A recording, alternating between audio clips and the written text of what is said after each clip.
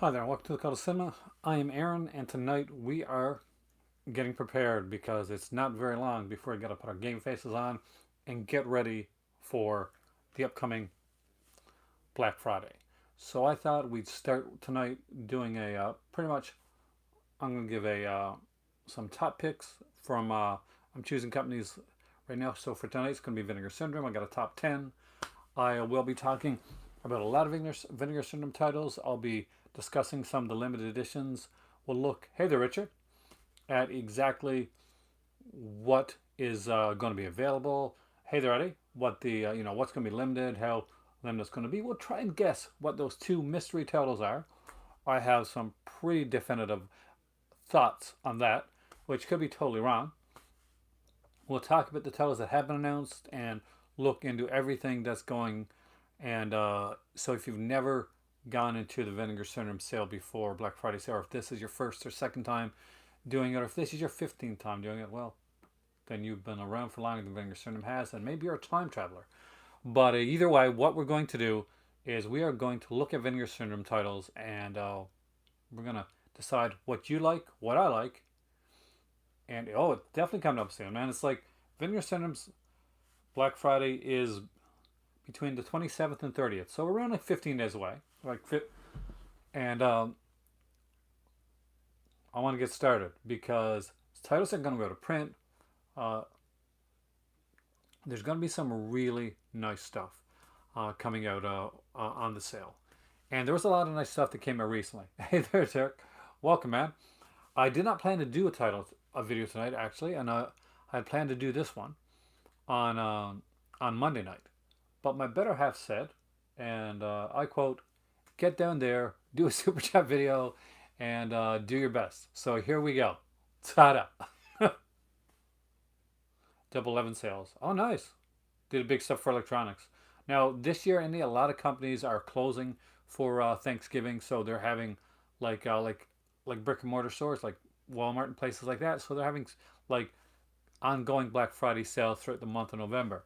However, that doesn't change online stores like Severin and Vinegar Syndrome. I will be doing a Severin video as well down the road.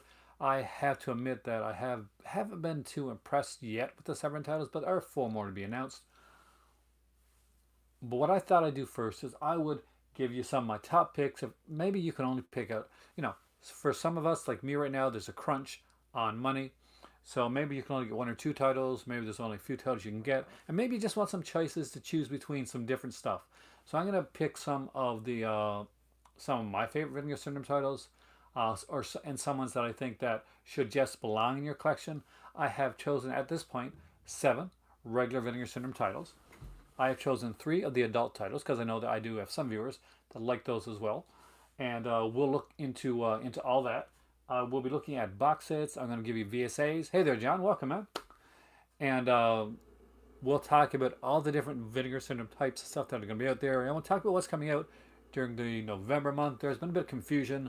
I've saw online recently that somebody like had hyped up the October titles. Hey there, Craig, as the as a November title. So that's been a bit of a mix-up. So I want to make sure that nothing like that is going on, and we can get everything straightened away. So who here, before I go any further at all, is looking towards Vinegar Syndrome as being probably one of the main places or the main place that they're going to be getting a lot of their stuff from when it comes to sale-wise, as for the Black Friday sale. Now I know that there are people there that are going in for the Criterion. That's a month-long sale, so obviously that's not a Black Friday sale. So who here is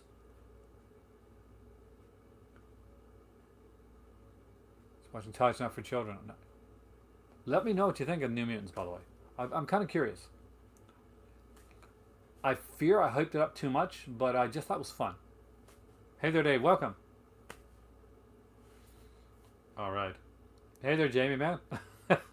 Welcome. We are talking Vinegar Syndrome tonight, Jamie. So I'm not sure if you ordered much from them, if you ordered from them before, but if you haven't, we're going to go over a lot of their stuff.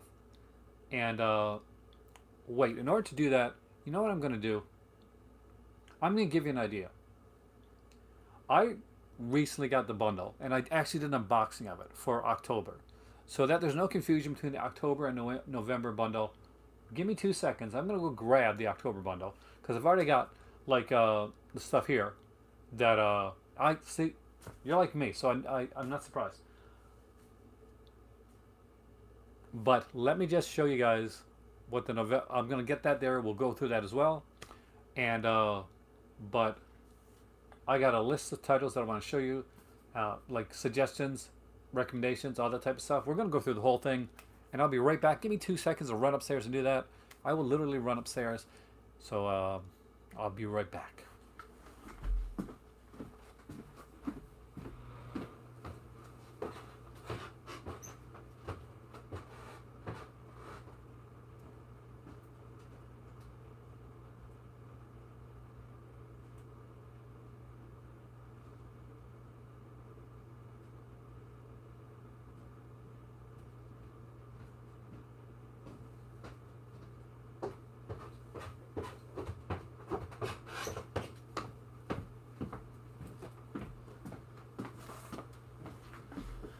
Now, for those that like genre cinema, exploitation horror, just a lot of different stuff. It's exactly like paranormal activity. uh, then Vinegar Cinema's kind of probably going to be your bag. It's going to be something that you will like. Now, before I get into any other recommendations and stuff, that yeah, the Shallow Grave's coming, Death Story, Cthulhu Mansion's coming. So this is what's coming for the Black Friday sale. This is what we know right now. So there are two secret limited edition titles, one of which is going to be a 3D title, one of which is going to be kind of a slasher title, and I think I know what both of them are. I got guesses anyway, and I'll let you guys guess as well. Of course, the Beastmaster limited edition, which literally is a beast of a title, is coming from VSU. That is a 4K release of Beastmaster with a full-length, feature-length documentary on the film with pretty much everybody that worked on Beastmaster, both behind the scenes and in front of the scenes, that they could get that's still around on that documentary. So that's pretty cool right there. And of course, the have announced that Fade to Black is coming with two really cool looking like slipcovers. So if you pre-ordered the limited, the everything bundle that came out last month, that comes out, the one for November, then you'll be getting that. Hey there, Jesse. Welcome, man. Hey, Flip. Welcome, dude. We're doing Vincent tonight. So if you're looking into the Vinegar Syndrome titles in sale, this is the video to watch. They're also going to be doing... Hey there, Alan. Well, they're also going to be doing the Forgotten Jolly Volume 2 box set, which is going to be really interesting. We know what those titles are. We'll get into that. Everything from My Dear Killer to French Sex Murders. And the third one is... I forgot right now, but I'll find out. We don't know the artwork yet for that day. It'll be coming. I think we'll probably get that next week. I think they're going to drop little hints and things as we go through. As it gets closer, they're going to build up the anticipation of it. Like, we know we're getting Fade to Black. And for anybody that that's ever seen Room 2A, I think, the girl in Room 2A. And hey there, Hadj. And one of the neat thing about that, I got to see that stream, man. I gotta have you on one of these days soon. I gotta figure StreamYard. Jamie, I gotta have you on. Hey there, Vince. And one of the good things about like the whole box set is that these Jolly, even if you've seen them before, you've seen the Mondo edition, you've seen the Shameless edition, you've not seen these films in this edition. These versions of these Jolly have not been released before. These are uncut, the longest cuts ever of all of these three films that you're going to get. And that's going to be pretty cool and pretty awesome. I can't afford it right now, Jason, but I'll keep my fingers crossed that I win a lotto. But if you can grab some, get some. They got cool stuff. Wish they would do Four Flies and Grey Velvet. Unfortunately, I don't think that they're going to be able to do that in anytime in the near future. That's something. There's a rights issue with that one. That was a hard one to get. Shameless was able to grab the rights to that one, so I do expect Arrow to do like an edition of Four Flies and Grey Velvet in the near future, probably the next year or so, because they do work like strongly along with Shameless Screen Entertainment right now. But there's like a ton of stuff that's coming out. If you've never seen the movie Fade to Black, my God, watch Fade to Black. Get that one. Hey there, Iron Wolf. you're gonna need this one. It's really cool. It's got Dennis Christopher. It's got a girl that looks amazingly like Marilyn Monroe. Uh, and it has, of course, a young Mickey Rourke and Tim Thomerson from Trancers. And who does not love Trancers? I kept Aeroplayer. I did actually. I kept it after the month. The way they do it normally, John, is that basically they go 3 months back. So let's look at their website right now. So let's do that. So October obviously would have like a bit of a drop, but not much. Uh, so we get into August. Sorry, September. Got my months here, right? So then Grave Robbers, Memorial Massacre, Zombie 5, bit of a drop, but not totally. The Collar, Pandemonium. So anything from back beyond that. So you're looking at stuff like The Severed Arm, Blood Games, Patty Hearst, Forgotten Jelly Box Set, Pale Blood, Dolly Dearest. Those look to be ones that if I'm doing this correctly in my head, those should be at 50% off. And that's 50% off the MSRP. So just to give you an example of what that means exactly, so Pale Blood is right now, it's $24.99. Its MSRP rate is $34.98, right? So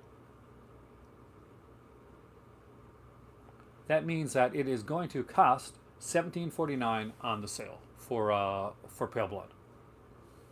So then there it is. It is 20. It's going to be like half off the MSRP. So there we go. I can show you some of my suggestions, recommendations. We're going to go through that. We're going to talk about the different stuff Vinegar Syndrome has. We'll talk about their partner labels as well. Because I did get something from Fun City Editions. I do recommend, if you don't have the Fun City Edition of I Start Counting, that is one I can strongly recommend for you. That is a really good title. This was a good month. If a thing to know and a thing to really to watch for, especially as we come into the new year, and hopefully by next year this time things are doing well. August on to really November.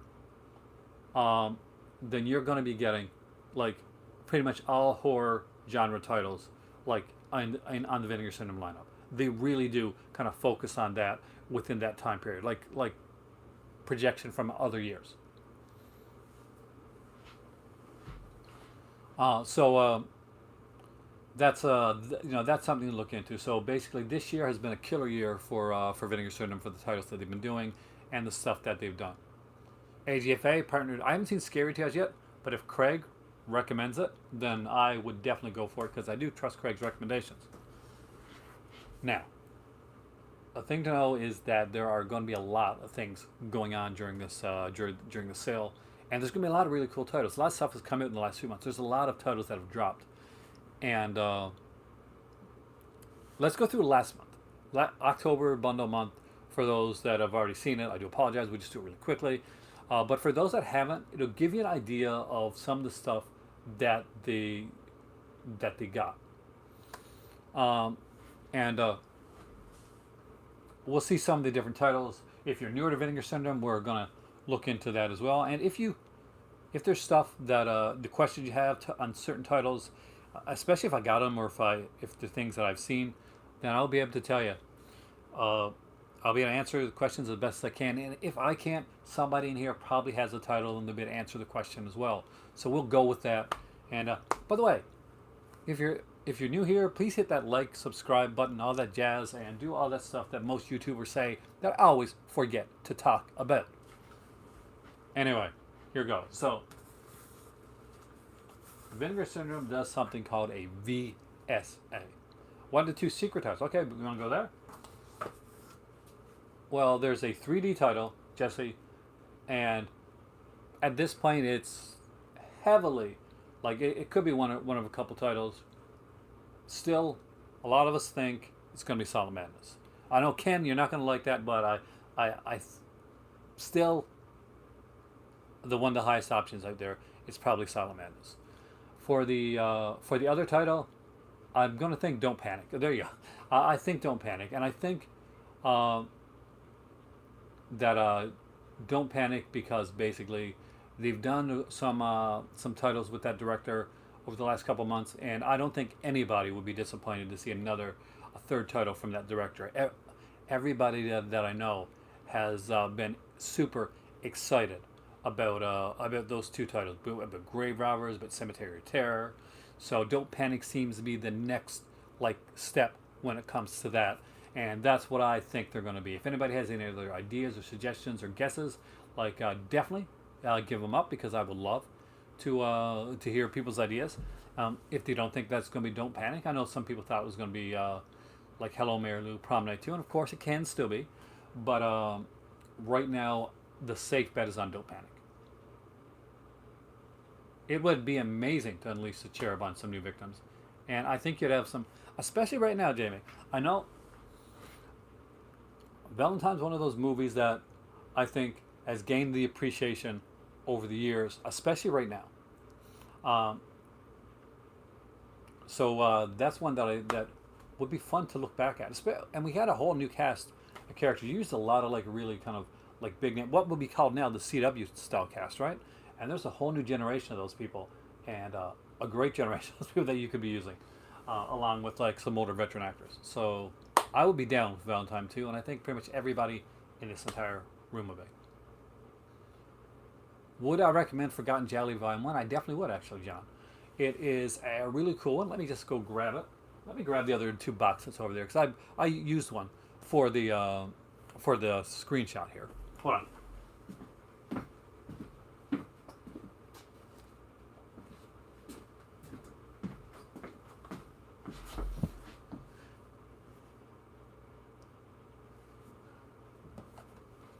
Do you know how many movies have been ready to like? Do you know how bad The Thing was considered, Jamie, when it came out originally?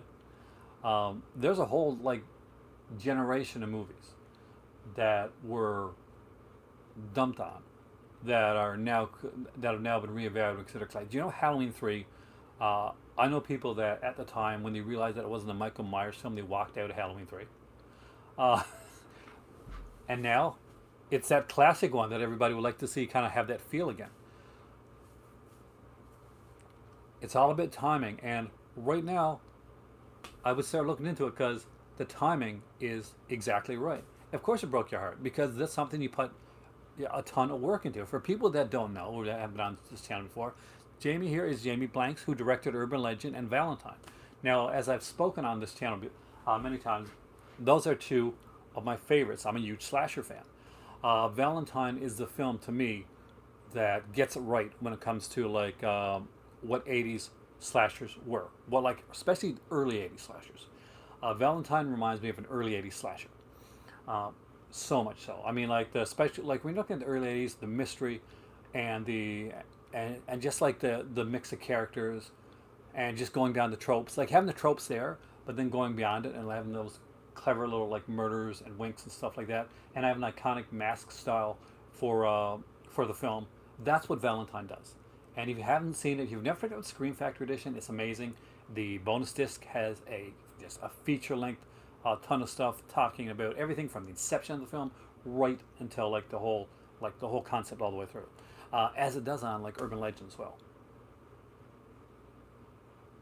Exactly there, and that's the thing, Jamie. You want to know the truth? At the time, they weren't ready for it. They were into meta.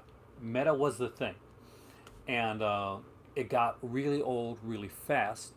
But unfortunately, at that time, I remember the time. I was a huge fan because I'm a huge fan of slasher films. Much like Jamie, I grew up on them, and unlike Jamie, I thought I was going to be making them. I thought I would probably be doing something behind the camera, like working on slasher films. Um,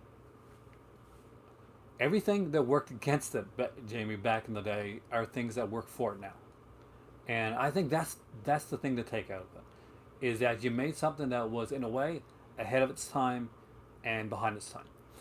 It it was a movie that if this would have came out in 1982 or 1983, it would have been considered one of the classics right along next side Friday the 13th, stuff like that at the time. When if you go towards later, it's just within the time period when a lot of the stuff was meta. A lot of the stuff was not exactly. It was fun, but it got a little bit too meta, a little bit a little too much for a while.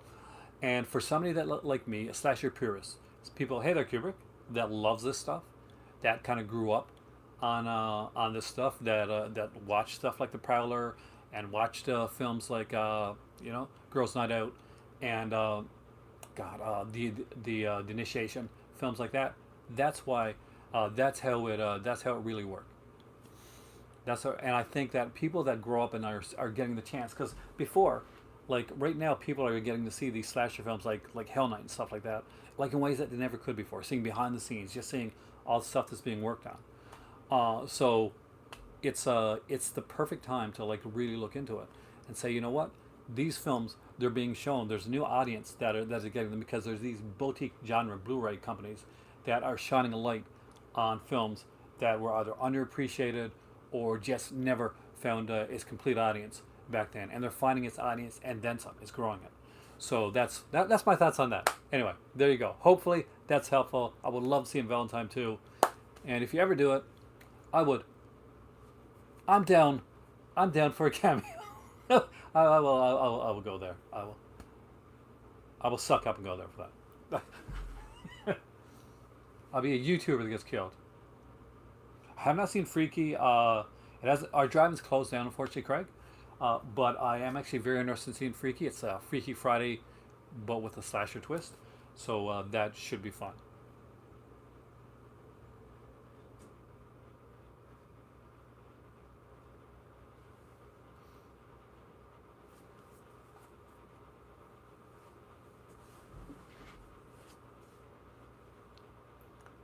All right, so I'm trying to make sure the Valentine is one of the movies that freak me out the most.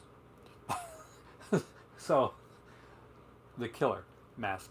I actually, so I had like before the Scream Factory edition, I had like this the slip cover, like the no so the snapper case for Valentine. And I still got it over there actually, and it had like the cherub mask on it, and it used to freak me out. So I would put it like behind another one because certain masks do kind of freak me out. I do still one of these days want to and I'm not sure if it's a thing. If it's not, Jamie, it's something that I would totally look into.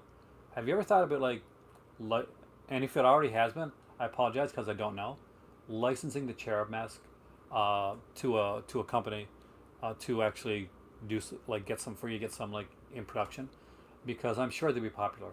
Uh, is Spirit of Halloween carried a cherub mask alongside the Markham Mars and stuff like that? I know a lot of people pick that up.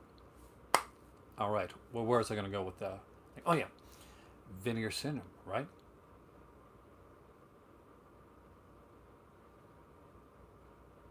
Well, Dave, it's become more of a popular thing right now, and a lot of that is because what happened early on basically is when like DVDs and stuff became popular. You know, before the whole Blu-ray thing, and when Blu-ray started to kind of come into its own.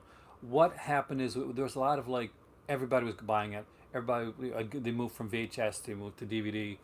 Uh,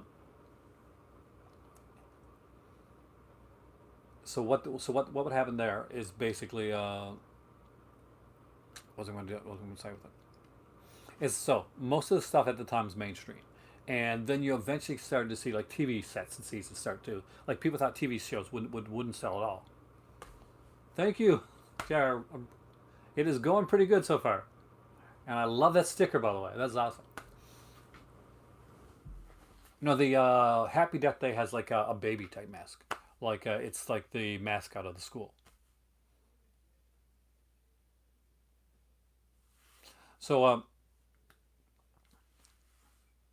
where's it going with that? So anyway, as things went like farther away, like we still got like stuff in Walmart, we still got stuff in Best Buy, but not so much. But a lot of the stuff that like seemed to be selling was companies were testing the waters. Arrow Video had already been doing it over in the UK. Is they wanted to they started to bring out stuff more niche stuff, more of these and you wouldn't think to be niche, but the Babas, the Argentos, the Lucio Fulcis, and eventually the Just Francos as you know as it rolled on out. So you got companies that came around around 6 years ago, like Vinegar Syndrome, Severance, Synapse was putting stuff out, and it started to become a groundswell of like collectors. that we're getting this stuff. And first this has a commentary, this got a special edition, this has a new rescan, new master, and as you saw it come about, it really started to roll out until you got stuff. You got companies like Vinegar putting out 4K stuff, Severin putting out Al Adamson box sets, Criterion putting out the huge, amazing Ingmar Bergman set, and of course the incredible stuff that's coming out from companies like Indicator in the UK, which just blows my mind away, and companies like Umbrella Entertainment, which Jamie has worked with in Australia, and as always, like newer Australian companies like Imprint as well that have been doing stuff. I would love to see more film noir on Blu-ray, and I think that is something we're going to see. Indicator is dropping a second set, and so we'll be seeing more of that in the near future. How's Walmart doing in Nova Scotia? They're still stocking. I mean, like, there's we still have like a bit of stuff. No, it hasn't been pared down yet. So I like a lot less than there used to be. The seven release of Mexican is amazing. That's one of my favorites. As we talked about actually, Dirk, we talked about Mexican, and I love that title. It's become one of my all time favorite movies, and has one of the releases I'm going to show you actually. That if you don't have it, this is not going to be on sale. But all right, so been said. I don't have anything from Cauldron yet. I haven't anything from Cauldron Matthew or anything from Imprint, but I've seen a lot of their stuff and it really looks interesting to me. Um, so it's gonna be interesting to see like one of these days. Hopefully, I'll be able to get stuff. Maybe when I go to Morocco, um, I can if if hopefully I eventually get there. Then I can fly over to London and do it there. So if I got any UK viewers here, then yeah, you may see me sometime over there, and if I do, we will have a drink, have a tea.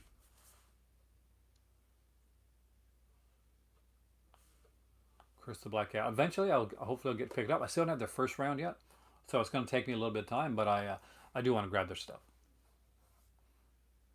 All right.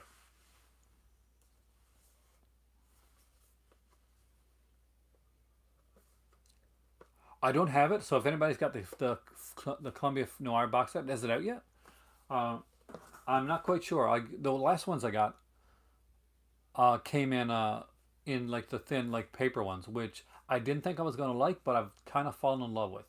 I actually did watch the Face of Fu Manchu tonight, so I'm eventually once I get through all the features, which are insane, I'm going to work on doing it, getting a review done up. I actually think that I'm gonna put this out there. Some of you guys are gonna hate on me for this, but if Jamie's gonna do an urban legend, like one a Valentine one at first, in my opinion. But if he's going to do an urban legend, if he's going to go with that, do the Halloween thing and skip that 2 and 3 actually happened, and go from one right on to whatever you want to do. Just a thought. See, I can spitball ideas. Oh, that's right. I forgot about that one. We talked about that on here like a lot too. Hopefully, you're getting stuff for this. So this is something that hopefully you're going to be making some money on because um, too often like creations go to creators' hands and they don't see the what they deserve. So hopefully you're getting what you deserve, and that's not something you have to talk about on here. So if that's something that makes you feel uncomfortable, you know that wasn't probing. That was just saying I hope you are. All right, ready for these?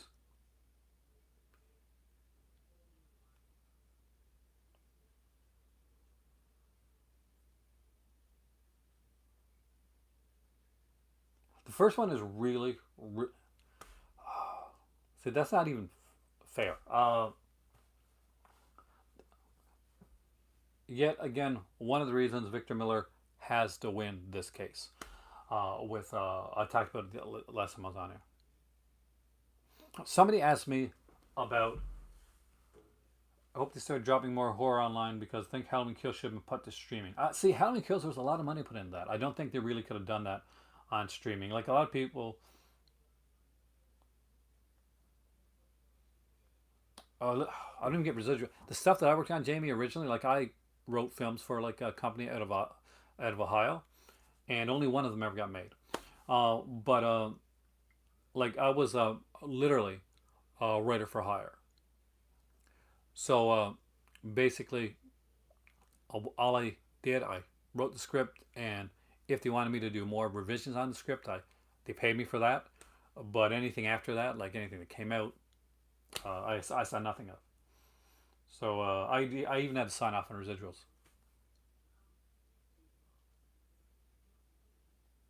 However, I wasn't the creator of a film that's now massive like yours.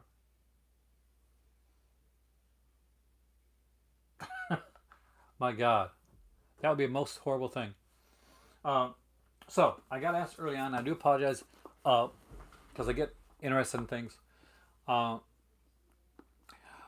well, the thing is, the way that it worked for me is like the producer director of the film said like he wrote me like one sentence and 1 to 2 sentences, and it would be like, can you script a movie out of this? And I'll explain exactly how that works before I go on. Is that basically the first thing they'd ever sent me was uh, people see a light in the cemetery, people get killed. That's what I had to work with. So out of that, I made a script called Hell Cemetery, and it dealt with some as wanted, like some there's some check boxes that I had to do, like the certain amount of nudity disturbing sequences, um, like aspects that but could be kept under lower budget. Originally, it was more of a period piece that had to be changed because they couldn't afford to do the period portion of it. So it was a. I think by him giving me like the vaguest of descriptions was kind of a way at the time for him to say, look, okay, this is my original kernel of an idea, so you're just like a hired gun, and that's how it worked for me. I haven't written like a script in years, unfortunately. I know, and I worked for slave wages, James. The first thing, you would not believe the amount I made on my first film. It was very, very little. I heard Iron Wolf that Tales from the Hood 3 is not as good as Tales from the Hood 1, but it is much better than Tales from the Hood 2, which is not exactly like a high regard thing to say, but that's the case. If Victor Miller wins, and I hope he does, it is going to create a precedent, Jamie, that is going to change the industry a bit, and I think it's going to change it for the better. As somebody mentioned that like Victor Miller like didn't work on a lot of the tropes of like the Friday the 13th films, and that is true. I mean, Ron Mars, who unfortunately has passed away right now, uh, has created Jason as we know Jason. He created all the things from Jason, but Victor Miller had popularized and kind of borrowed the from a lot from Bav actually, and a bit from Psycho. The whole idea of this kind of like this body count type of thing that he used, and he did it well. And he created the the Camp Crystal Lake thing, which which most of the films would go in, and we got to see Mrs. Voorhees, and it was the launching pad there. It is sad that Ron Myers is not around to actually go for his piece of the pie, because I really think that he should have done it. But yeah, the third one's the best one to start with. All right. So I was asked earlier on if the Forgotten Jelly box set is worth getting. Ron Kurz, what did I say? I said Myers, didn't I? It's been a long day. And this video's only getting started, so I apologize. Thank you. Anyway, Ron Kurz. You should know that because you know Peter Brackey, so you can correct me anytime I make a mistake. I'll make at least one per night. So let's pretend I did it on purpose, so that somebody could correct me and up their knowledge, but I didn't. So that's the truth. Well, it's gonna be hard for the theater actor right now. Again, right now it is drive-ins are the best way to go. They are the jam. This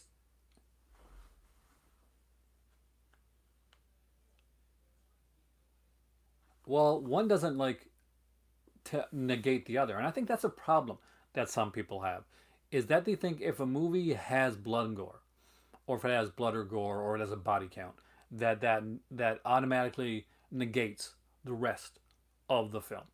It indicates like story or character development, and obviously that's not true. You got a director in there that worked on that stuff, and he can tell you that's not true.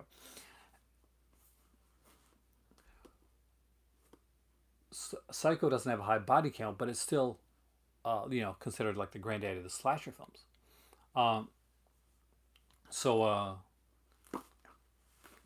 never think one can negate the other. Sometimes that can be used like like like many things. You can use many tropes to prop up a film that may seem a little bit lazier, or but in a lot of cases, it's just films really not getting the what they deserve because honestly, every film genre has tropes. Whether it's going to be like an Ingmar Bergman film or it's going to be a Friday the 13th film. Every single one of them has things that they fall back on each time. It's just if those things that they fall back on are things you enjoy. All right, the Forgotten Jelly box of Volume One. I was asked if this was worth picking up. In my opinion, I think this is a definite must buy. So this one right here, and when they say Forgotten Jelly, it really is. It's got like one Italian film, two Spanish films, and these are films. Now here's the thing: although this is called Forgotten Jelly, a lot of people were upset because these were not as well known films in the giallo genre as some other ones. They had hoped that they'd be films that were more well known, that were getting the love, right? So now that Forgotten Jelly Volume 2 is coming out, and a couple of the films are more well known, then it's getting a backlash for the exact opposite thing of now the films are more well known. Why are you putting the more well known films in the Forgotten Jelly set when the Forgotten Jelly set had more forgotten films in the first volume? So you're damned if you do and you're damned if you don't sometimes. But either way, I think you're going to have a good experience. Now, looks wise, on this one here, it is a gorgeous looking set. As far as like opening up, I actually really enjoy this. And there are 3 films on here. There's Trauma. There are many films named Trauma, but it's not one that you probably know if you haven't seen it. There's The Killer is one of 13, which, by the way, is one that this is underrated. This one says it's slower and stuff like that. It's much more Agatha Christie, but and if you like this Agatha Christie style stuff, that's what this is. It's a slower one, but it's a really fun one. Don't expect the nudity and stuff in this one here, but you do get some really cool stuff. And of course, there's Police Are Blundering in the Dark. So you want your nudity, you missed out your nudity and your and your fast pace on this one. You get it on this one here. You get the weird characters, the odd little ducks. It's a micro budget, lower budget Jello.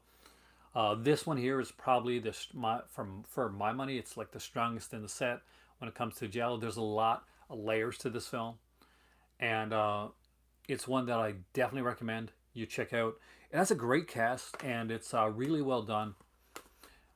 You think you got everything figured out, and more than likely you might, but there's a bit of a twist in that film near the end that you really kind of got to watch for. Some people pick up on it right away, other people don't.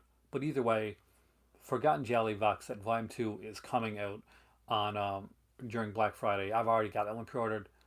Um, but Forgotten Jelly Volume 1 is definitely something you do not want to miss out on. It is that damn good. I really enjoyed it. I enjoyed all 3 of them. Now, so far, Vinegar Cinema has put out 3 box sets. So we'll start with that, I guess, as the best way to start with this whole Vinegar Cinema thing. You guys talk about as much as you want to talk about because this is what this group is for. It's going to be hard to tell. I mean, Jamie, it's for some people, what they didn't like about the first Forgotten Jelly set, they're going to love about the second Forgotten Jelly set because they are more well known. My Dear Killer's in there. The Girl in Room 2A is there. French Sex Murders is there, which is one that a lot of people have been and clamoring for. So I'm sorry, John, it took me a while to get to your question there, but I promise I will get to everything. It's something that I really, really enjoyed, and I think that the Volume 2 is going to be even like I'm not saying even better, yeah, at least on the same tier and for some people even better than what they saw in the first one. So the very first box set that I think this was the first one they put out. Definitely worth picking up, Jamie, and I think you're going to really like Trauma. I got a feeling you're going to dig that one. Once you see it, I want to talk with you about it, because especially the ending, because yeah, I love the ending to Trauma. There's this little like thing that just kind of weirds me out. I think you'll get it.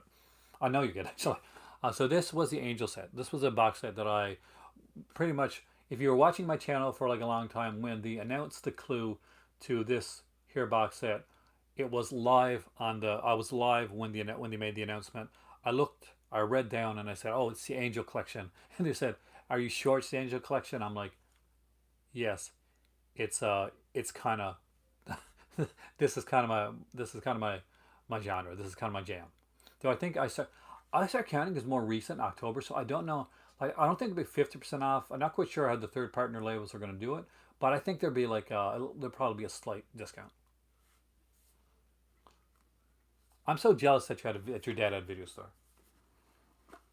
So there are three films in this series. There's four really, but the fourth one was a TV like pilot film. Hey there, EW. So that never really made into the box set. But there were three films that were kind of like straight to DVD. Well, one theatrical, other two pretty much straight to DVD. Hey there, Mike. Welcome, man.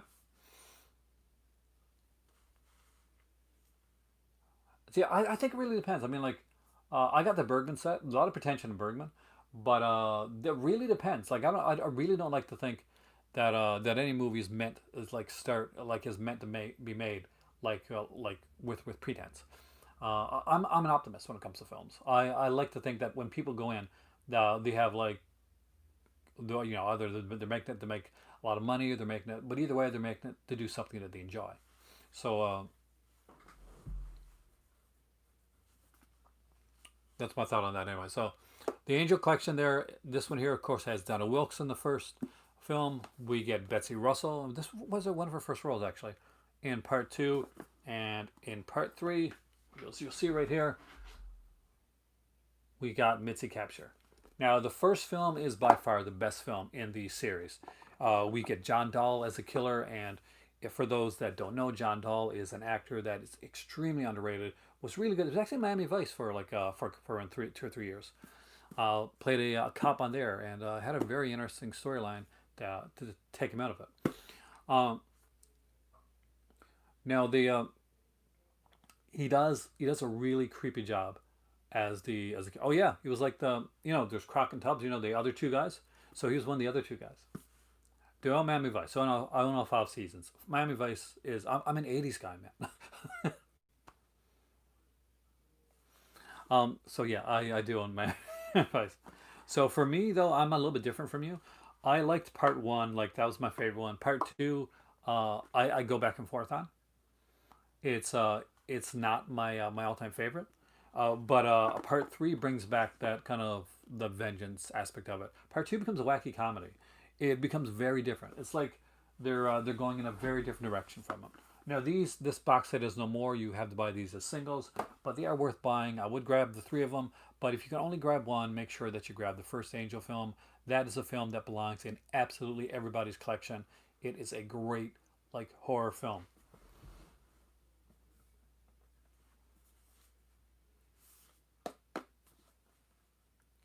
If you don't own this, then I don't know what to say, because this this was excellent.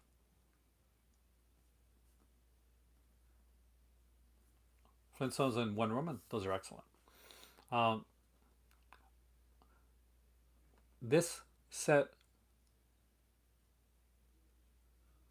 you probably can't find it, but like now that being said, I did come on here and I went to bat for the Angel set over and over again. I told you guys, don't let it go out.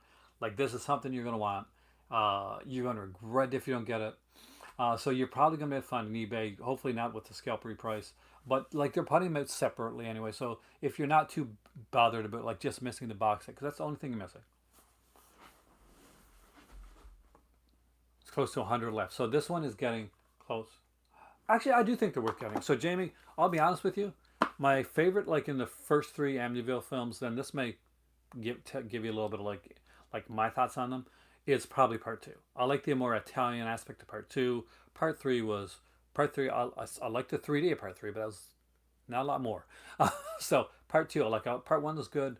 Part two for me was better. I just liked the way that was done. So this series here is called the Anvil Curse Collection.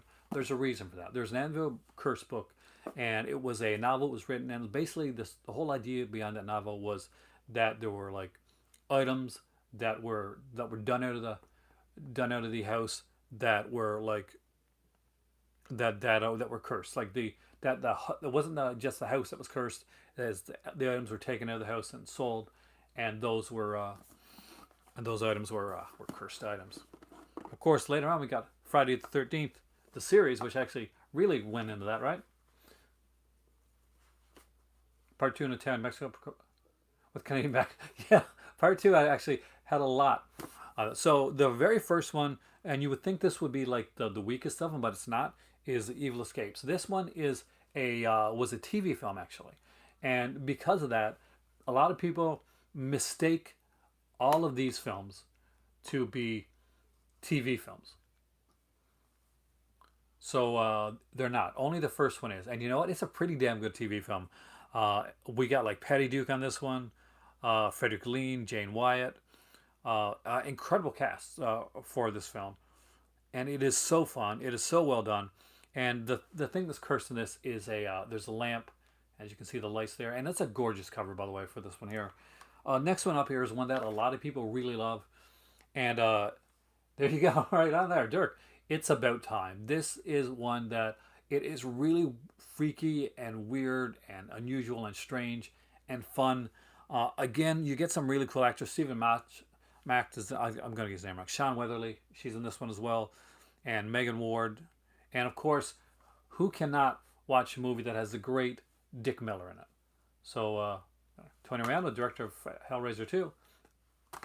Yeah, it was Tony Randall, wasn't it? Yeah, right on.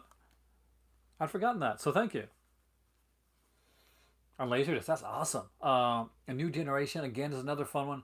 This is a whole fun, like, yeah, that's Dick Miller from. Have you ever seen Pin? I love Pin. Pin is, if we're thinking about the same Pin, um, which has a small appearance by Terry Quinn at the beginning of the film, then yes, it's a favorite of mine. I'm Canadian, so the writer that wrote the novel Pin is also Canadian, and Pin definitely needs a Blu-ray release. I think it was shot in Ontario actually, uh, because most of the cast is Ontario based, Ontario, Vancouver, but from the looks of it, I'm gonna go with Ontario, but I haven't looked, so I really don't know for sure. But Pin is something. Now, Jamie, I'm not sure if you've ever read a V.C. Andrews novel, but the guy that wrote the book Pin, so he was the V.C. Andrews, of course, did Flowers in the Attic, that series. So V.C. Andrews passed away a long time ago. So the estate of V.C. Andrews need to get another writer to write the V.C. Andrews novels. And the guy that wrote Pin is, by the way, his name is Andrew Niederman. And Andrew Niederman, because as you can see, Pin has some of those aspects of the V.C. Andrews, like the hints at incest and stuff like that, like potential there is in there. So Andrew Niederman became the ghostwriter for V.C. Andrews, and as far as I know, he's still the ghostwriter for the V.C. Andrews novels up to this very day. So anytime you want to read a V.C. Andrews novel, it's by the guy that did Pin. Um, Anvil Dollhouse. I really love this one. It has Zombie Dad. See, I like New Generation. I mean, like, I love like the mirror aspect of it. I don't think it's pretentious. I think it's fun. Like these films are, for me, these are the definition of fun. These are fun films. Like any one of these, I can put on at any time and enjoy it and have a good time with it. And that's a key for me for a film. I haven't seen the 2005 Poltergeist in a long time, but I will be looking into watching it sometime in the near future. I remember not liking it too much. Jamie, if you ever talk to the guys from Vinegar Syndrome, let them know, because they still don't realize that you know, this channel has been pimping their stuff out for quite a long time. One cut that is an amazing film, by the way.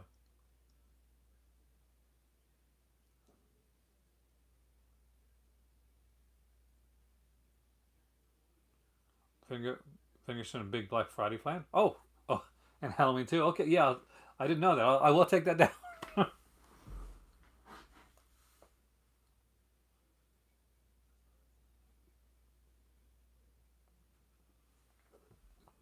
Yeah.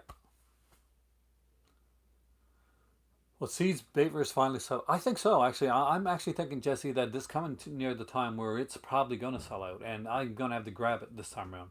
It's an Andy Milligan title I don't have. There's a lot of Andy Milligan titles I don't have, and actually, I think there's one of them that I'm going to suggest. So, before I go into my top 10 list, let's talk a bit. Let's look at the bundle that was done for last month done for October, and I'll let you know what I thought of the films that I've seen so far. So we got like Necromancer, which is one of the VSAs. For those that know what a VSA is, it's done like a slip, the old VHS like slips like that. And they often have this one doesn't have it. Like they're gonna be sending it later. Like huge posters in them. I do have one here with a poster to show you exactly what it's like. But they have these here have like a hard box release. This is starring, of course, Elizabeth Caton. I'm a huge fan of Elizabeth Caton. How did they choose VSA titles? I've noticed that they try to make them like things that are that never made it to theaters. Things that are kind of like straight, like things you would see on a DVD. On a VHS rack back in the day.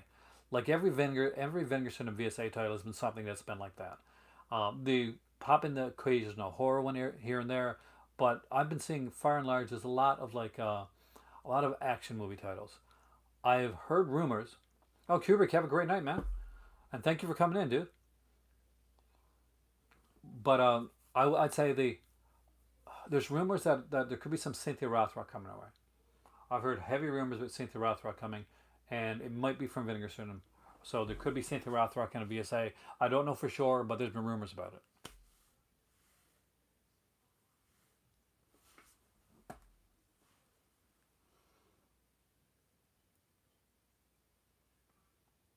I think Savage Harbor is the best VSA. It's a fun VSA.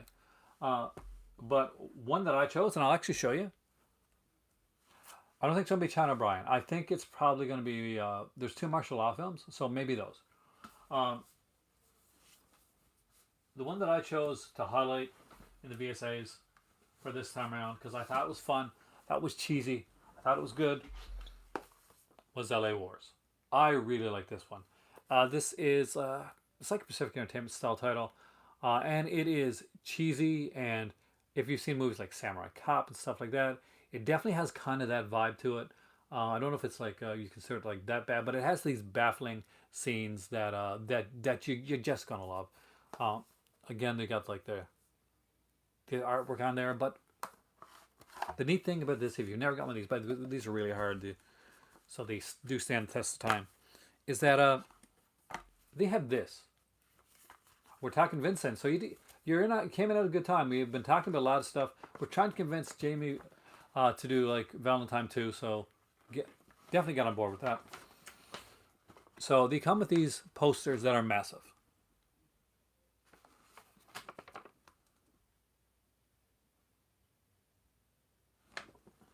VSI does that. So if you like posters, you want to grab some VSAs. And you go to print, and once you go to print, that's it. They're gone out of print. They don't there's no standard edition of a VSA title. It won't be coming back again. They have a limited amount of them that they can do, and they even hand number every one of those titles. So, is Cold the Night very good? I see, Amir. I like Cold the Night. I love it because here's the thing. I am a huge Nuka Masterakis fan. So anything Nuka Masterakis, I I get into. I'm there. Like The Wind is a great film. I think by Nuka Masterakis. I love them Cold the Night. I love Zero Boys. So I don't know if I'm the best like person to say. So if anybody else has seen it as well and liked it like I did,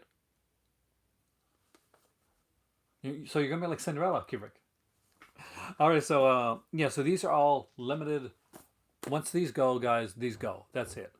Then you find them on the secondary market, and that's not always a great thing. Every once in a while, if they like the over like make like some certain copies of them, what to do is they will do ones with will have like well blank right there. Blind Date, you do need to see Blind Date. That's a really good one actually. It's got Kirstie Allen in it, and she's a little on the crazy side, but still, uh, it's a fun film. Joseph Bottoms is in it, and I love Joseph Bottoms. Honor to Death is my least favorite of his films, though, to be honest, Jamie. Like I know it's a favorite by with a lot of people, um, and it's definitely a good film, and it's uniquely done. But it's definitely not my favorite title when it comes to Nico Masterakis stuff. I lean heavily more towards like stuff like The Wind, Blind Date, and Cold the Night. Those were kind of more than Nico Masterakis style titles, and of course Zero Buys, which I think everybody needs to own because Zero Buys is just a movie that you don't realize what it is. Are the VSA titles listed differently on the website? They pretty much are. They do note the VSA titles as VSA titles. They are limited like the rest of them, but unlike the rest of them that are limited, most of the limited editions come back with a standard edition later on, just without a slipcover. VSA titles are VSA titles only. There will be no slipcover less edition of any of those titles, so you have to grab them when you grab them. I recommend if you can get a region-free player, it's worth it. I love Blood Games. It's actually one of the recommendations that I'm going to be talking about here tonight. What VSA was the fastest seller? That's actually a good question. I would say, well, Evil Town sold it first, but I'm not quite sure how the how fast it sold. But Evil Town was definitely like the one that sold it first. I loved Evil Town. It's cheesy as hell, but I really enjoy it. No, if you think Symphony of the Warp's the sleaziest film ever, Matthew, yeah, there's a lot sleazier films. I don't know if I should be proud of it saying that I know that, or ashamed, or a bit of both. All right, we'll quickly go through the October titles, then I'll give you my recommendations. Um, so I'm a huge fan of Jose Larraz, and I do like the stuff that he did in the '80s over like kind of more. I think like a Serbian film. I wouldn't consider that sleazy as much as I would consider it like just. I didn't like it. It was something that for me is man. It's just was for in my opinion it wasn't a good film. But that's my opinion. That's just me, right? And I'm one man, and that could be somebody else's favorite film. So that's the way that it works. That's the way film works. All right, so Rest in Pieces with Jose Larraz is a great little title. I haven't had a chance to watch this one yet, but I do. But from what I remembered, I really liked it back in the day. So I think I'm going to still like it. Now it'll be like seeing it with fresh eyes. Robert, right now I'm still thinking Silent Madness. You know, I could be wrong, and I will be glad to be wrong. I'd be like to be something like maybe that I don't know. But Silent Madness is like it's still the heavy favorite. But there have been other titles that people have like bandied about what it could be. Like the reason I don't like a Serbian film for just in case uh, is because I think it's a film that's harsh for being harsh. Uh,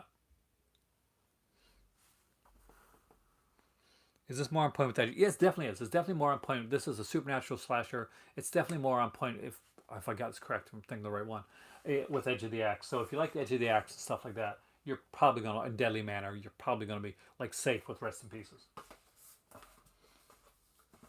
All right, next up is one that I really adore, and I love this cover, and it is gorgeous. So this is Cemetery of Terror, and I'll show you the inside cover as well because I do think this is bloody brilliant. It is shot well, but so I do really enjoy this one. So this was done by the same guy that did oh God, what's the one that the month before? Grave Robbers, yeah, Grave Robbers. So by Ruben Galandos Jr. So my guess right now is that they're going to go with the third Galando Jr. film, and what we're going to see as one of the bonus films, the extra secret titles on November, is going to be Don't Panic. which is probably the most lusted after and wanted film out of his films. So that'll be interesting to see. And I hope that they stick with this style artwork. This style artwork was used on Grave Robbers. I love this style artwork, and this artist was used for Cemetery of Terror. And I hope that if Don't Panic is the one, like I think it's going to be, fingers crossed, then they'll use this style of artwork here, and we'll have three in a row. I don't have Grave Robbers yet, so I do have to pick that up during the sale. Although I don't think there's going to be much of a discount on Grave Robbers. See, that's what I think, Jesse. But I say that, and then all of a sudden I'm like, they surprise me. But like, I never would in a million years would thought Fade to Black was coming up. Cemetery of Terror. This is one I haven't watched yet, Jamie. So I can't lie to you and tell you that I've seen it. Everybody that has watched this so far, though, has told me this is fantastic. Grave Robbers is the same thing. It's one of those that's Grave Robbers is more of a slasher film than this one is, I think. Because if I remember correctly, this is the zombie one. Because I've seen like some of his films like previously, but it's been years. Um, this is kind of like a cool like zombie slasher type film. Like this guy, like these people go to cemetery and they're having fun, and what part of their fun is like, let's do a satanic ritual type thing. And like, if anybody's seen this and I'm getting any of this wrong, please correct me, because I definitely want you to. And basically they bring back a guy that's a killer, and other people come back. Cemetery of Terror, exactly, that's what I've heard Jesse. Cemetery of Terror is like Friday the 13th Part 6. So if you like Jason Lives, you're probably gonna like Cemetery of Terror. And I think that's a pretty good, like Jamie, I gotta say that's a pretty good recommendation for Cemetery of Terror. You like Jason Lives? I know you do. You're probably gonna like Cemetery of Terror. I cannot wait to watch it. Uh, and next up is Whodunit. Now this was one that alternate title right here, Island of Blood. I love this alternate artwork, by the way. This is a weird little film. It is fun. It's a slasher film. It's a whodunit. It really is, and then there are none. It follows along the tropes of and then there are none. So if you've ever seen and then there are none, it's not going to be the same story, not the same characters, but it's going to be like that. It's pretty much a group that have come together to make a film on this deserted island, and basically, like they start getting killed off one by one to this song, and every time one of them gets cut off, this punk song plays with a Sony, kind of a Sony Walkman type thing. In the scene, we'll see like a Walkman, and it'll be blasting this punk song, and they'll be killed based on on the song. So based on lyrics in the song. So if it's stab me, or or slap, or nail me, or that type of thing.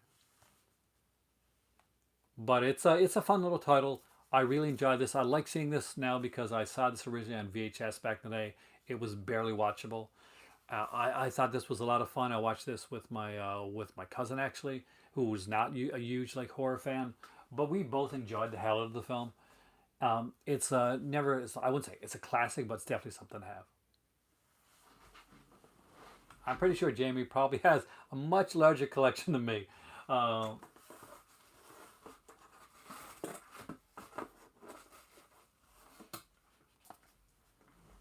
Next up is the movie you should be watching the week of Christmas, and that is Deadly Games. This was a movie that I thought I knew, that I thought I'd seen. I hadn't seen Deadly Games. I hadn't seen it at all. And so when I started to watch it, I had certain expectations going in. I thought, okay, this is kind of inspired Home Alone.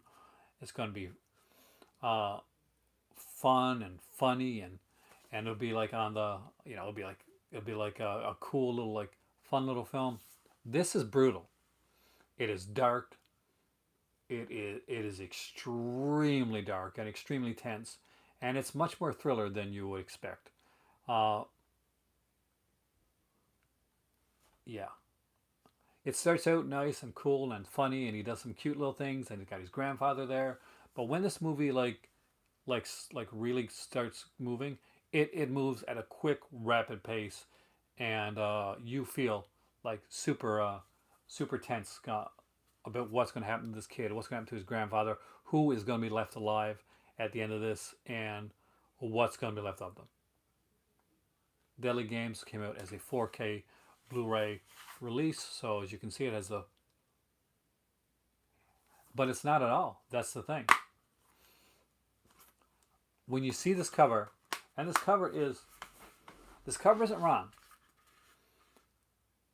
because it's shot gorgeously. It's one of the, it is an amazingly shot film. Uh, like all the stuff that you see on this cover, it's all in the film. It's all representative of the cover, but this, still representative of the film itself. And that would be, but taking it at surface level would be a mistake, because this is not Home Alone. This is an amazing film, and it brutalized me. It did. There's sequences in that film where I'm like, yeah.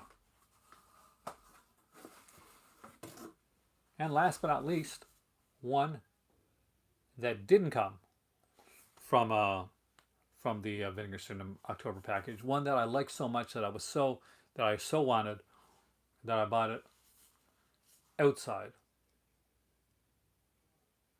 of and that is I Start Counting.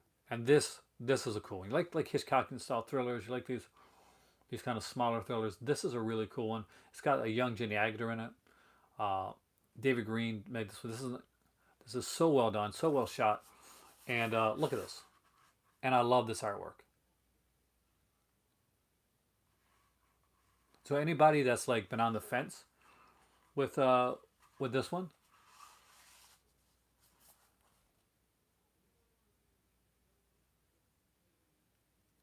definitely worth picking up. In the world of the nightmare, a little blood has color. I would 100% recommend this. This is done by a company called Fun City Editions. They have made only a few films so far, but there's been 2 titles that they released so far, and both of them, like, I only have that one, but I hear great things about the other one as well, and we'll be definitely checking it out in the near future. So I need one out of the Fun City releases. So that's the October package. That's what came out last month.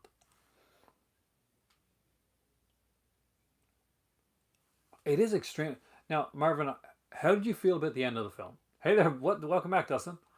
Because for me, like, without giving anything away, that look by that person at the end of the film was shattering. Like, it was heartbreaking. Because it's just like, it's set up earlier on in the film, this like little simple thing that's said. I'm picking up Shima. I'm not quite sure. It's going to be a bit pricey. I don't have a lot to spend on Black Friday this year, so I'm going to be very careful with what I get. So it doesn't matter what Severin puts out. I don't think I can do it with the title. So it's going to be Vinegar Syndrome pretty much exclusively for this month, unless the Black Emmanuel set comes out. Then I'm going to cry. That's what's going to happen. But I did promise you guys some Vinegar Syndrome recommendations.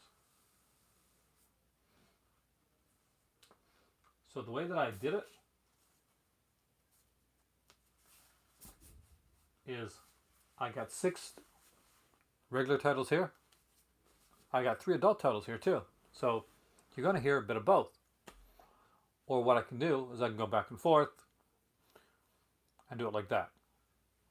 So do you want me to start with some of the regular titles first? Or with some of the adult titles first? Because Vinegar Syndrome does both. And they do both equally well. You know, when I pick up a title that is in the adult genre, that's the title that I pick up.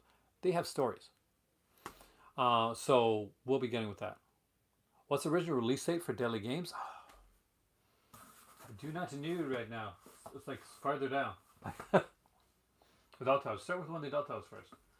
All right, so I usually have a Woman's Torment on here. If you don't have that, I'm just going to say get that. Well, I didn't even bring it over because it's one that I can talk about without even like bringing it over. But A Woman's Torment is an amazing title, and there's an R-rated cut of the film, so you don't. If you do not like adult films, you can watch the R-rated cut, which is the director's like preferred cut anyway. If you don't have it, get it. It's a really, really good movie, and it belongs in everybody's collection. It's a great film, especially if you like Repulsion. Like Repulsion, you're going to be really down with Woman's Torment. But if you want something, it's odd. I mean, everyone's. I mean, it's still healing and it's getting there, but it's getting used to like it was a tooth, like a big tooth, like near the jaw portion that I lost. So it's really unusual. I'm very, I'm very careful when I'm brushing, when I'm eating.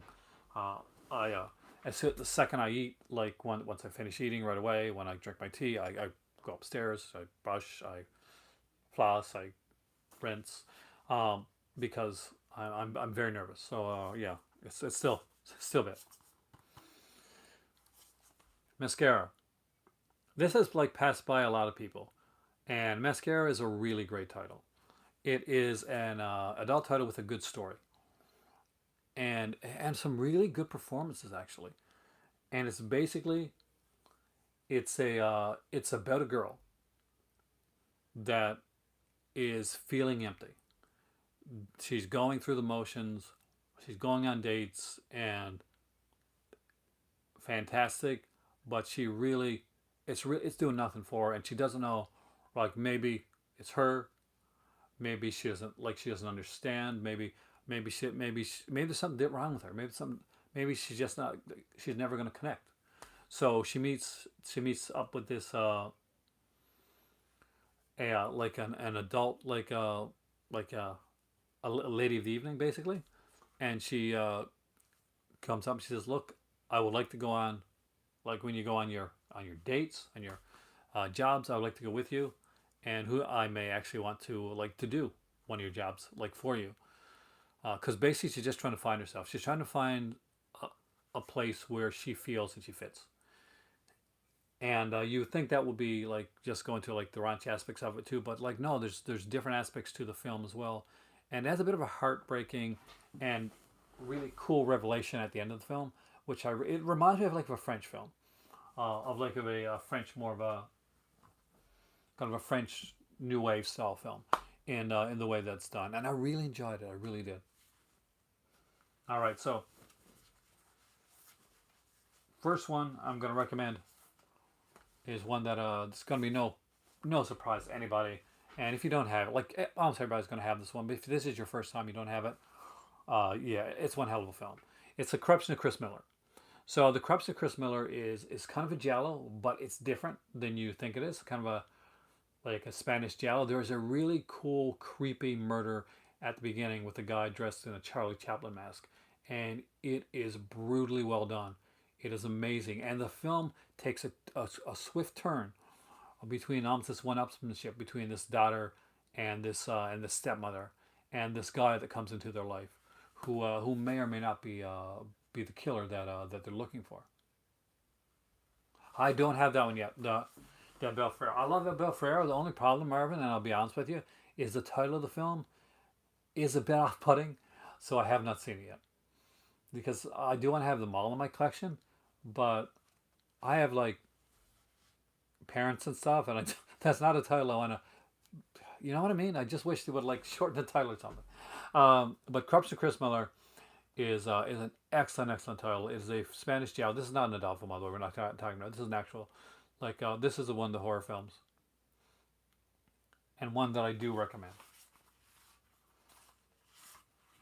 There is an alternate artwork for the film right here. And if you have not picked up The Corruption of Chris Miller, I strongly recommend that you do. It is a great. I think you're going to be pleased with this one, Jamie. It's very different than you think. It also has an alternate ending. I'm good with either ending, but I like the ending that's on the film. But it's not. It's a surprise. Like it was a surprise for me. Second in the adult, I've only got a couple of the adult ones here. Is the uh, is the Andy Milligan film, Flesh Pot on 42nd Street. There's this one really like it's very like little in when it comes to the adult like aspect of it, but the characters are really good. And much like the movie Angel in a weird way, it deals with a lot of strange like kind of like street people that that work that have this kind of this family, and there's a dynamic that it works with, and it's really well done. So Andy Milligan is one of those polarizing directors, but that one there, like the writing is extremely good, especially when it comes to the dialogue sequences. Now back to the regular films. I don't think anybody's missed out on this one. That is Spookies. I think if you're going to go with one Jamie with Andy Milligan film, Fleshpot on 42nd Street is definitely one to look into. Like he's not a director that's for everybody, and to become bluntly honest, a lot of his films, I'm not quite sure if I would buy an Andy Milligan box set, but it wouldn't be something I would jump at. So if Severin announces that for like Black Friday, I probably wouldn't jump on it right away unless there was some magnificent like features on it. Uh, but uh, but Fleshpot stood out to me just for the characterization and the writing of the characters, the way that was written. It seemed real. It didn't seem like a script.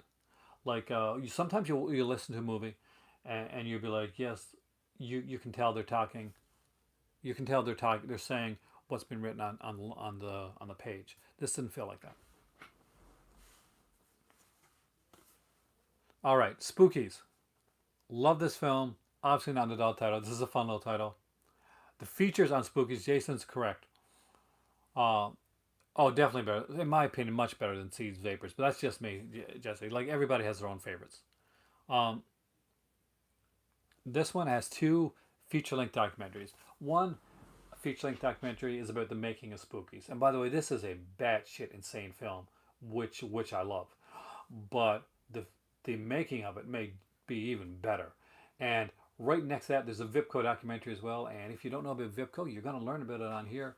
And I'm not going to tell you, but I'm going to tell you this right now. If you got a Vinegar Syndrome collection at all, and this one isn't in there, and it doesn't, slipcover's gone. It doesn't matter. So there's no slipcover. It's going to be like this, right? Perfect, fantastic. It's got a wonderful cover. But both those documentaries are going to be on there, and you will kick yourself if this thing ever goes out of print and you can't get the documentaries, because these are really really good.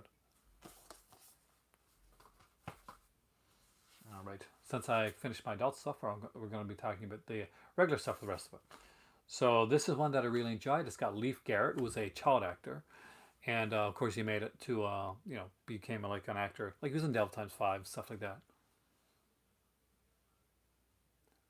Not only do they deliver to Canada, Mike, but Vinegar Syndrome has a facility in Canada, so you're not going to have to worry about getting hit with a with like shipments from going across the border. No, it ships out from Ontario, Mike. So when you're getting a Vinegar Syndrome title from uh, from Vinegar Syndrome during the sale, that's not going to ship from their facility in the U.S. That's going to ship from their facility in Canada. So always a good thing to know if you're a Canadian like me that's buying this stuff. It comes pretty quickly. Party Line. I love this movie. I really, really do. It is one of the '90s, kind of like the thriller. It's got Richard Hatch, who I got to meet in person. By the way, Richard Hatch was unfortunately has passed away now, but he was an amazingly sweet guy. And my youngest, he was so nervous when went over to talk to Richard Hatch, and he was so nice to my kid and so sweet and so like anyway, I really liked him. I was sad when I heard that he passed away. But he's a cop, the tough cop in this one. This is a really good film actually. Way better than you think it's gonna be. Leif Garrett is really good in this. Everybody's really good in this. Greta Blackburn, uh, I thought was incredible in this film. You know, she's done a few things. Look her up. They're supposed to be like Richard Hatch isn't a scumbag. Like the girl, like they're not bad. Like but the main characters they're serial killers. So of course they are. They're brother sister serial killers. Um, and that's the thing. And like some of the other guys, like the slimy like what's dad type character. The Vinegar Syndrome always state whether slips are included or not.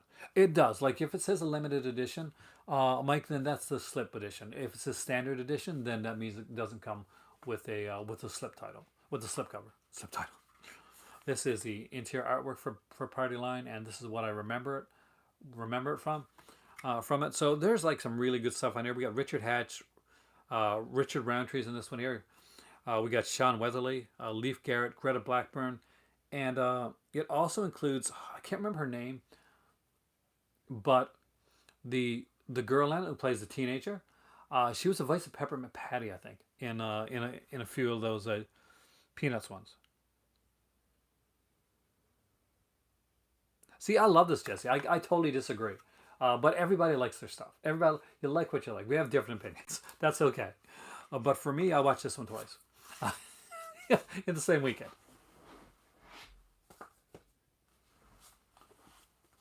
So you want something? Do you mind films that are a little bit darker, that are a little bit more of a hard edge to them, that are a little bit more bleak, but are good? They're tense, uh, and they're Canadian. There's an excellent exploitation title that a lot of people have still not picked up, and I really don't know why. And that is Sudden Fury. I adore Sudden Fury. This is an amazing film, and it is dark and it is bleak. It's very Canadian. Pretty much, it is a guy that goes up to show his wife something. They're not getting along very well. They're very like, think of the, if you've ever read the short story Children of the Corn, then they're very much like that. Uh, but an accident happens, and he walks away. He lets her die. He lets her, he leaves her to die, and the guy comes along to save her, and yeah, then it gets good. It gets tense. It's got a bit of like, I won't say it's got a bit of the Wrong Man. So if you know the Wrong Man style thing, the there's a, wrong place, wrong time type of thing. That's what you get with this one here. It's really good. It's really well done. Extremely well shot, and just a really fun film. It's it's a thriller. It's definitely a thriller, and it's so good. I mean, like, you got this character here that, like he goes to these people, and these, and he's telling them, oh, this one's the '70s. Oh, this is '70s, man. This is cool. What was it? Early '80s or '70s? I thought that was it. Yeah, '75. So you're looking at '75, a thriller from 1975. It's a really good film.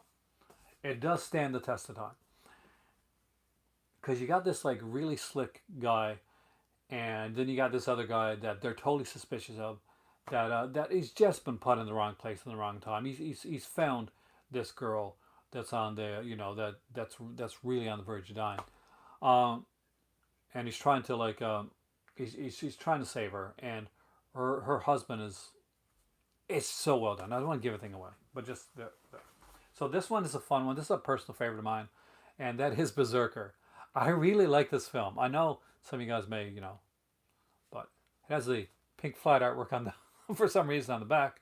But Berserker's fun, and it has some really good actors in this one, including a really good thing with George Buckflower. Anything George Buckflower's in, I really like. He's just so good, and it has Beth Toussaint, uh, and I'm a huge fan of Beth Toussaint. Once you see her, you know who she is. She's been in a lot of stuff, and she's gorgeous. And if you like to see Beth Toussaint, you want to watch this movie right here, Berserker. Anyway, I think that was a lot of fun. I really enjoyed it. Definitely want to check it out. American Nightmare. I haven't seen that in ages, but I gotta watch that. George Buck Flowers is just so amazing. Yeah, you can't go wrong with Beth Toussaint. And this one is a personal favorite of mine. I don't think this is going to be on anybody else's list. But, oh man, did I enjoy the hell out of this film. And oh man, is it not at all what the title makes you think it is. So I'm just going to show it. And then if anybody's seen it, please let me know. No, no. Horror House on Highway 5 is at a print, so I'm not going to be mean to show you stuff that you can't get. Not this time. Zombie Island Massacre. So for those that have not seen this film, what do you think this film's about?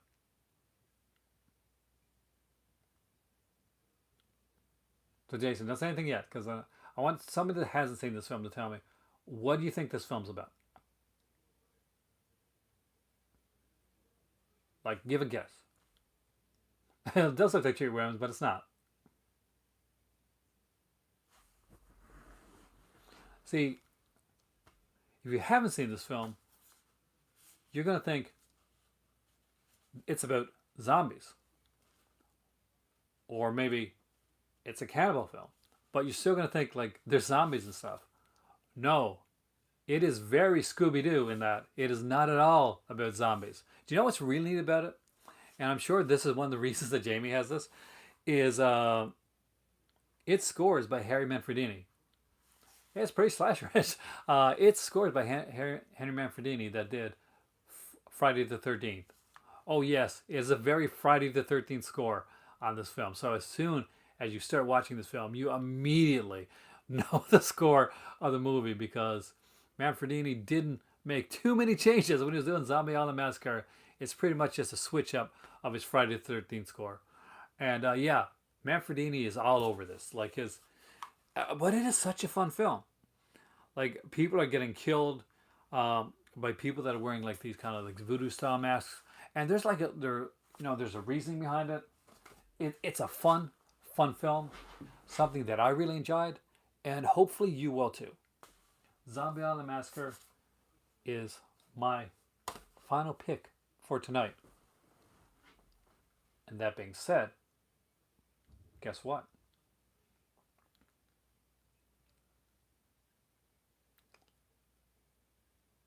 Well, we're closing in on the end of the video, but there's one thing that you should know. This, my friends, is part one of the Vinegar Syndrome recommendations Black Friday videos. There's another one coming up. So we will be doing a second part of this. We're going to look into the limited edition count on Vinegar Syndrome. We're gonna talk about all the different what's out there in the limited editions. We're gonna talk about the third party label titles. We're going to look at some other recommendations as well. So I purposely left this one as a small recommendation one because I want to get you back here for a second one. And hopefully, would you guys be down with that? Are you good for a second Vinegar Syndrome one where we can dive way deeper? I'm sure Brian has more movies than me, man. But we'll get into limited editions. We'll get into third party labels, and we'll look at all the different stuff that's out there. I am Aaron. Thank you so much for coming in. For the person that super chatted, thank you. It is a stressful month. I am going to be doing a horror like trivia night thing, and I do want to do that as a more super chat one. So I'll explain the rules to that one as just before we do it, and hopefully that works out for me. Have a great night, guys. Thank you so much. I'm Aaron. This is my movie library. You are the Call to Cinema. You guys are awesome. For my Patreon supporters, the Crimson Cult, you guys rock. You guys are amazing. My super chat supporters, thank you so much because you guys literally this month kept bread in my house. And have a great evening. I will see you soon. Talk to you later, guys.